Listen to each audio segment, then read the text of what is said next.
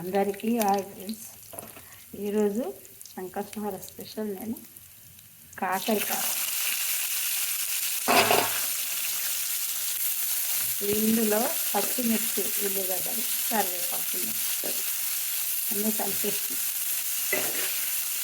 కాకరకాయ అసలు చేదు అన్నది ఉండదు. చాలామంది ఈ కాకరకాయలను కట్ చేసినాక అందులో పసుపు, ఉప్పు అన్నీ వేసి బాగా ఇట్లా పిండుతుంటారు.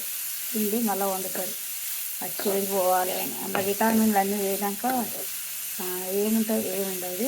కాబట్టి మనం ఉత్తగానే కడగాలి. ఇట్లా అన్నీ కలిపేసి ఇందులోనే వేసి పోపు చేసి ఇందులో వేసింది. ఇది మంచిగా మగ్గినాక ఇందులో సాల్ట్ను, కారం వేయాలి. అంతే. కొత్తిమీర వెల్లుల్లి దంచేసిన సిమ్లో పెట్టి పెట్టినాక ఆ తర్వాత ఇప్పుడే వేయాలి ఉప్పు కారం మన ఇష్టం ఉంటే పెట్టి. కానీ ఇట్లా చేస్తే అసలు చేదు అన్నదే ఉండదు. మీరు ఇట్లా చేయండి. పచ్చిమిర్చి ఇది అంతా గోలడంతో ఇది ఇచ్చితే గోలుతుంది. మనం పసుపు, పచ్చిమిర్చి అవన్నీ వేస్తాం. ఇట్లా ఒకసారి వేద్దామని వేసిన అది అట్లా అమ్మమ్మ వాళ్ళు వేసేది. అట్లా వేద్దామని చేస్తాను. ఇదివరకు ఇట్లా చేసిన బాగున్నది. చేదు అన్నదే ఉండదు. కాకరకాయ చేదు అన్నది ఉంటుంది. అది మస్తు ఉంటుంది.